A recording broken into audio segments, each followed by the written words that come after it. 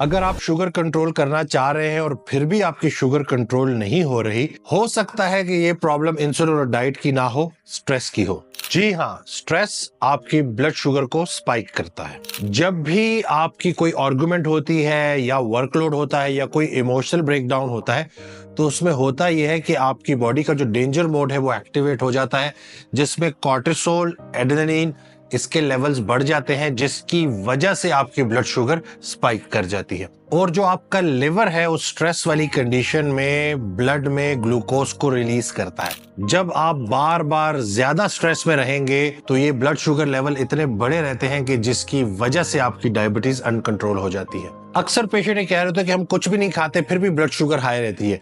वो उसकी वजह ये होती है कि जब हम बहुत ज्यादा स्ट्रेस लेते हैं तो कॉर्टिसोल की वजह से ब्लड शुगर हाई रहती है और काफी देर तक वो स्पाइक की रहती है और वो नीचे नहीं आती। और आपकी बॉडी करती क्या है कि इंसुलिन का रिस्पांस आहिस्ता आहिस्ता कम करती रहती है। याद रहे कि इंसुलिन वो हार्मोन है जो ब्लड शुगर को रेगुलेट करता है और ये पहला स्टेप है टाइप 2 डायबिटीज के होने का। तो ये एक विशियस साइकिल है जो बॉडी के अंदर चलता रहता है और मरीज बीमार होता रहता है। स्ट्रेस ब्लड शुगर स्पाइक करता है, ब्लड शुगर स्पाइक की वजह से इंसुलिन रिलीज होती है, इंसुलिन का रिस्पांस कम होता जाता है, इंसुलिन रेजिस्टेंस होती है और फिर बीमारी बढ़ती रहती है। स्ट्रेस की वजह से जब ब्लड शुगर स्पाइक करती है तो उसकी कुछ अलामात होती हैं, जैसे कि प्यास का लगना, सर दर्द का होना, मूड स्विंग्स, फटीग या नींद का डिस्टर्ब होना। और इसमें सबसे जो खतरनाक बात है वो ये है कि हम स्ट्रेस को सीरियसली लेते ही नहीं।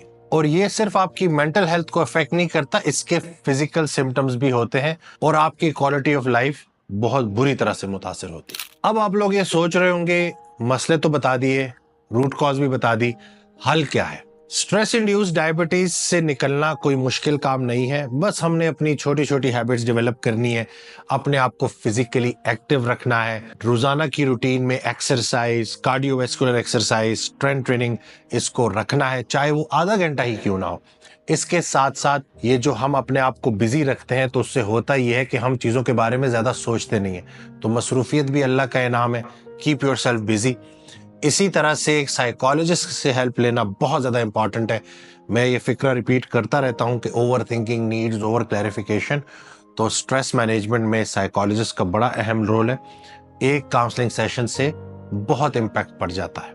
तो अगर आप डाइट फॉलो कर रहे हैं और उसके बावजूद ब्लड शुगर स्टेबल नहीं हो रही, तो इसका मतलब है कि स्ट्रेस भी उसकी एक बड़ी वजह हो सकती है। तो ये वीडियो आपके लिए है। मैं उम्मीद करता हूँ इस वीडियो से आपने बहुत कुछ सीखा होगा। वीडियो ज़्यादा शेयर कीजिएगा। अगर आप अपनी हेल्थ को बेहतर करना चाहते हैं और आप अपनी डायबिटीज़ को मैनेज करना चाहते हैं तो आप दिए गए नंबर पे कांटेक्ट करके अपनी रजिस्ट्रेशन कंफर्म करा सकते हैं।